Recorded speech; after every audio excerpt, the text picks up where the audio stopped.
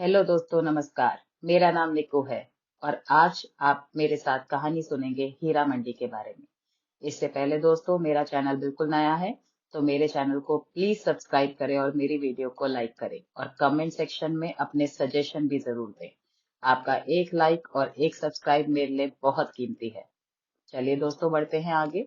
बिना time waste करे हीरा मंडी की कहानी की ओर। अगर मैं एक लाइन में हीरा मंडी को एक्सप्लेन करना चाहूँ, तो पाकिस्तान के लाहौर के रेड लाइट एरिया को हीरा मंडी के नाम से जाना जाता है। लाहौर में लोग हीरा मंडी का नाम लेने से भी शर्माते हैं, परंतु दोस्तों ऐसा पहले बिल्कुल भी नहीं था। साल 1584 में मुगल बादशाह अकबर ने फतेहपुर सिकरी से हटाकर अपनी राजधानी लाहौर बना ली थी, क्योंकि दोस्तों आप सभी जानते हैं पहले पूरा हिंदुस्तान एक ही था। अगले 14 साल तक लाहौर से ही मुगल शासक पूरे हिंदुस्तान पर राज चलाते रहे। लाहौर में अकबर का आलीशान किला आज भी मौजूद है। साल 1598 तक लाहौर तमाम रंग समेटे हुए मुल्क का सबसे खास शहर था।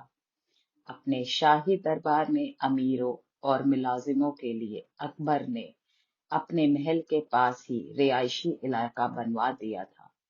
देखते ही देखते दोस्तों यहाँ लोग बसते गए और यह इलाका मोहल्ले में तब्दील हो गया। शाही महल के पास होने के कारण यह मोहल्ला शाही मोहल्ला कहलाने लगा। लाहौर के इस शाही मोहल्ले में काबुल से लाई गई तवाइफों को बसाया जाने लगा। इन तवाइफों का काम शाही मेहमानों और दरबार के उच्च ओहदे पर बैठे हुए लोगों का दिल बहलाना था। नाच गाकर महफिल को रोशन करने में इन तवाइफों का महारत हासिल था। मुगल काल में तवाइफ को वो दर्जा प्राप्त हुआ जहां बड़े बड़े खानदानी रईस अपने बच्चों को तहजीब और तमीज सीखने के लिए भेजते थे। लेकिन दोस्तों 18वीं सदी आते आते तवाइफों की परिभाषा बिल्कुल बदल गई। आगे बढ़ेंगे दोस्तों। आगे साल 1757 में अफगान आक्रांता अहमद शाह अब्दाली ने हिंदुस्तान पर हमला बोल दिया। लाहौर पर अब्दाली का कब्जा हो गया। अब्दाली की जीत के बाद ही पहली बार लाहौर के शाही मोहल्ले में वैश्यावृत्ति शुरू हुई। वहां धड़ल्ले से वैश्यालय बनने लगे। वैश्यालयों के आने से तवाइफों का धंधा कम हो गया। पहले दोस्तों क्या होता था कि तवाइफों को बहुत उच्च दर्जा दिया जाता था, उनको एक तरीके से आर्टिस्ट माना जाता था। परंतु अहमद शाह अब्दाली के आने के बाद ये सब चीजें बिल्कुल बदल गई। अफगान सैनिक जहां भी हमला करते वहां से औरतों को उठा लाते और लाहौर के वैश्यालयों में डाल देते थे। इन औरतों का काम अब्दाली के सैनिकों के साथ हम बिस्तर होना था। दूसरे लोग भी वाजिब कीमत अदा करके वैश्याओं के साथ संभोग करने लगते। धीरे धीरे शाही मोहल्ले से तवाइफों का बाजार ठंडा हो गया और जिस्म का कारोबार तेजी से चल पड़ा। दोस्तों इसके आगे क्या हुआ, आगे बढ़ते हैं कहानी में। अफगानों के बाद लाहौर पर कब्जा हुआ सिख महाराजा रणजीत सिंह का। रणजीत सिंह के राज में तवाइफों के कोठे पर एक बार फिर से रौनक लगने लगी। तो महाराजा रणजीत सिंह ने जो शहर बिल्कुल जिस तरीके से हीरा मंडी बिल्कुल ही खराब हो चुकी थी, महाराजा रणजीत सिंह के आने पर वह वापस से रौनक हो गई।